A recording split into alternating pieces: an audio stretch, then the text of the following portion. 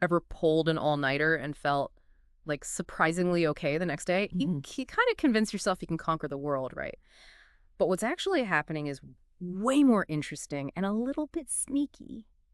And that's what we're diving into today with your Healthy Sleep Guide. hmm Separating sleep facts from fiction, getting into all the nitty-gritty. It's fascinating. For so long we clung to that idea that our brains basically just power down during sleep. Right. But in reality, it's more like a changing of the guard. The changing of the car. I like that. Okay, so instead of clocking out, different parts of our brains are clocking in for their shift. Exactly. Yeah. And the Healthy Sleep Guide really dives deep into these different sleep stages, Mm-hmm. REM and non-REM, and why understanding them, it's really key to unlocking better sleep. Okay, so let's unpack this. REM sleep, non-REM sleep. Yeah. It's like this sleep world has its own secret language. Think of it this way. Non-REM sleep, it's like your car shifting gears. Okay. You start with light sleep, so that's first gear. Hmm. Then you progress to deeper sleep, second, third, then you finally hit, fourth gear, that deep sleep. Each of these stages, it has its own unique brainwave patterns, different functions. Hmm. And during deep sleep, this is important, our brains generate these incredibly slow delta waves. Delta waves. Okay, that sounds serious. Is that where all the real magic happens? You could say that deep Mhm. sleep is like hitting the refresh button for your brain and body. So that's when our cells regenerate, muscles repair, and our brains are busy processing information from the day, solidifying memories, learning. Yeah. The guide, it even highlights how crucial this stage is for feeling truly, truly rested and rejuvenated. Which explains why even missing an hour can leave you feeling like you're dragging a week's worth of exhaustion around, right? It's not just a feeling, though. Yeah. Even a small sleep deficit, it can impact us more than we realize, right? Mhm. It affects our cognitive function, our reaction time, even our mood. Wow. So much for our brains magically adapting to less sleep, huh? Speaking of which, this guide mentions that our sleep is also regulated by our internal timekeeper, that biological clock we've all cursed during a bout of jet lag, right? Precisely. Our biological clocks, they're in sync with that 24-hour day-night cycle. Right. And they're influencing everything from hormone production and body temperature to, of course, our sleep-wake patterns. So, having this tiny conductor in our brain, Yes. like cueing this whole sleep-wake symphony. But what happens when the conductor's baton gets, bent out of shape? I'm thinking about, those nightmare scenarios of shift work the guide mentions. Yeah, shift work, especially those night shifts, it throws our biological clocks for a loop, Sure. basically. And that can lead to all sorts of problems, sleep Mhm. disturbances, fatigue, and even increase the risk of, making errors, which in some professions can be disastrous. Yeah. The guide even cites those major accidents at 3 Mile Island and Chernobyl as extreme examples. Not exactly what you want to hear about industries that require, constant alertness. Okay, so we know messing with our internal clocks is a bad idea. But what about those natural shifts our bodies go through? The guide talks about how teenagers, for example, they seem to have their own sleep agenda. It's true. Teenagers, they aren't just trying to drive their parents crazy with those late night habits. Right. During puberty, their biological clocks, they actually shift later, Okay. making them naturally inclined to stay up later and, wake up later. So it's biology, not teenage rebellion, huh? Right. I wish I had that excuse back in the day. But what about the other end of the spectrum, right? The guide kind of debunks this myth that older adults need less sleep. Yeah, it's a common misconception. While sleep patterns, they might change as we age, that need for 78 hours of quality sleep, it doesn't just disappear. Right. It's still crucial for everything: cognitive function, physical health, overall well-being.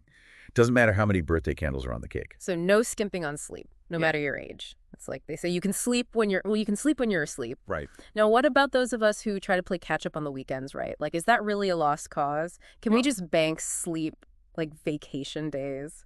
Imagine trying to make up for a month of missed meals in one weekend. It's not quite the same, but you get the idea. Yeah. Unfortunately, you just can't bank sleep that way. Okay. Those marathon sleep sessions, they might feel good in the moment, but they're not going to erase a week's worth of sleep debt. Okay. No wonder I still feel behind on Mondays.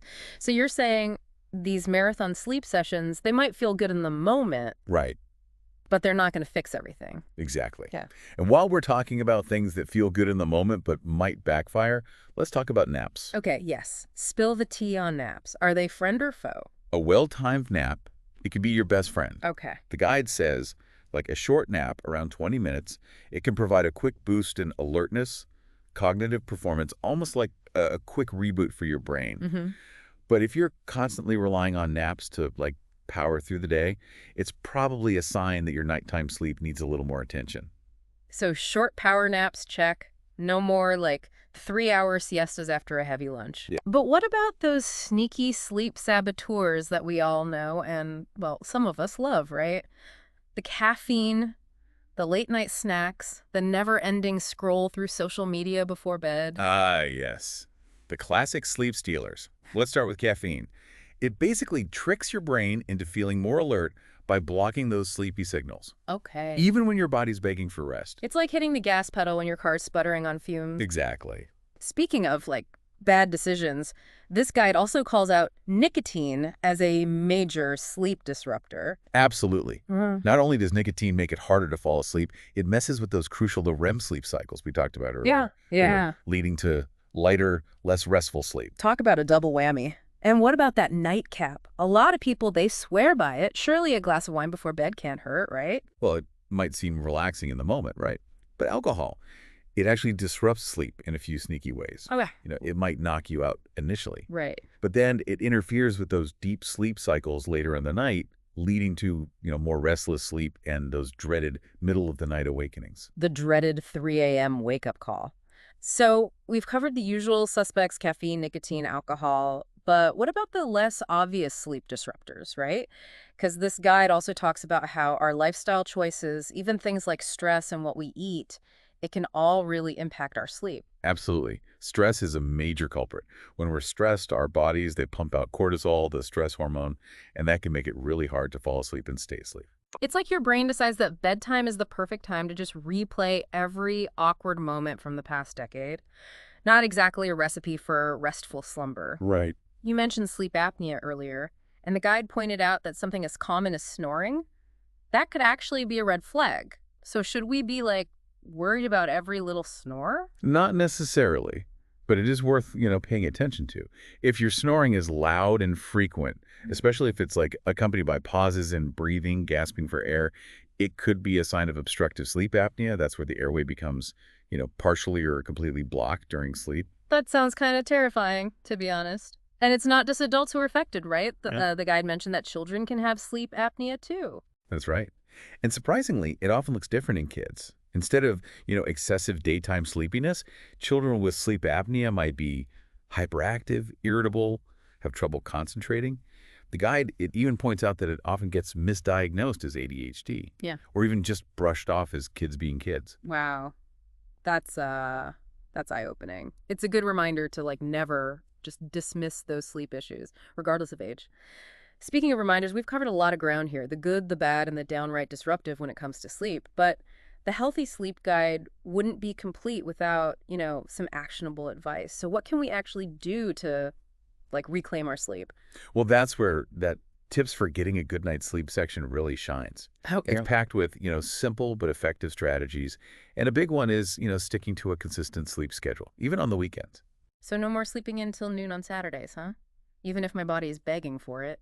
Think of it like you're training your body to recognize when it's time to wind down and when it's time to wake up. Okay. Consistency is really key for regulating that natural sleep-wake cycle. Like setting the alarm for your internal conductor. Exactly. Making sure they're, like, cueing the orchestra at the right time. Exactly. And just like you wouldn't want to, rehearse for a concert in a noisy, chaotic environment, creating a calm, relaxing sleep environment is crucial. Right. That means dimming the lights, minimizing noise, keeping your bedroom cool and comfortable. So it's about, like, transforming your bedroom into a sleep sanctuary, a place where your brain can finally, like, relax and recharge. Exactly. Out with the bright screens and in with the blackout curtains. Exactly. What about those, like, pre-sleep rituals? Any tips for sending those sleep-stealing thoughts packing? Engaging in relaxing activities before bed can make a world of difference. Think.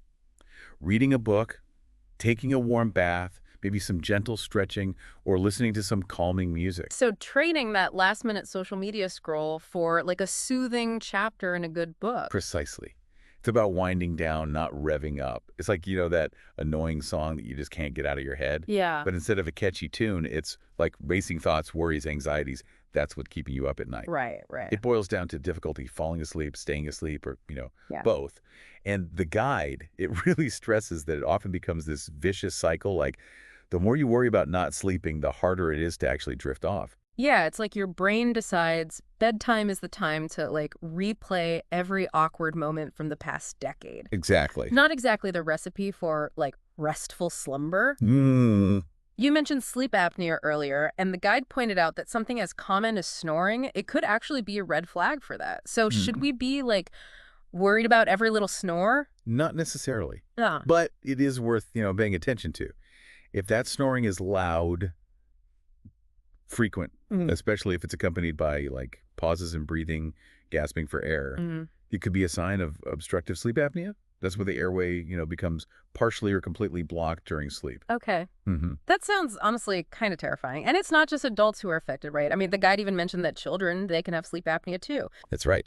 And it often, looks different in kids. Instead of that excessive daytime sleepiness, children with sleep apnea, they might be hyperactive, irritable, have trouble concentrating. The guide, it even points out that it often gets misdiagnosed as ADHD. Whoa. Or even brushed off as just kids being kids. Wow. That's eye-opening. It's a good reminder to, like, never just dismiss those sleep issues, regardless of age. Speaking of reminders, we've covered a lot of ground here. The good, the bad, the downright disruptive when it comes to sleep. But this healthy sleep guide, it wouldn't be complete without, some actionable advice. So what can we actually do to, like, reclaim our sleep? Well, that's where that tips for getting a good night's sleep section, it really shines. It's packed with, simple but effective strategies. And a big one is sticking to a consistent sleep schedule.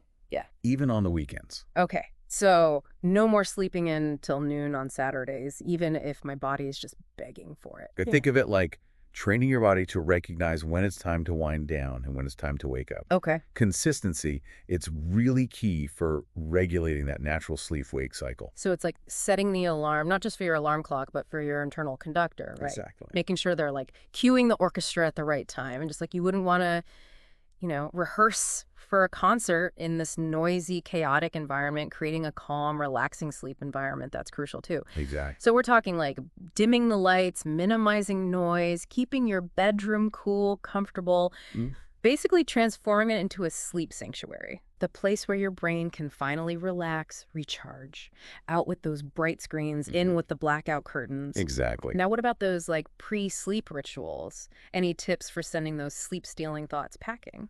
Yeah, engaging in relaxing activities before bed can make a world of difference. Like, reading a book, taking a warm bath, maybe some gentle stretching, listening to some calming music. Yeah. Anything that helps you unwind. So trade that last-minute scroll through social media for, like, a soothing chapter in a good book. Precisely. Yeah. It's about winding down, not revving up, right? I love it. Well, this deep dive, it's been a real eye-opener for me. We've learned that sleep, it's so much more than just resting our bodies, right? Yeah. It's about giving our brains that time and space to process, to consolidate, to recharge. And maybe even most importantly, it's about prioritizing our health and well-being.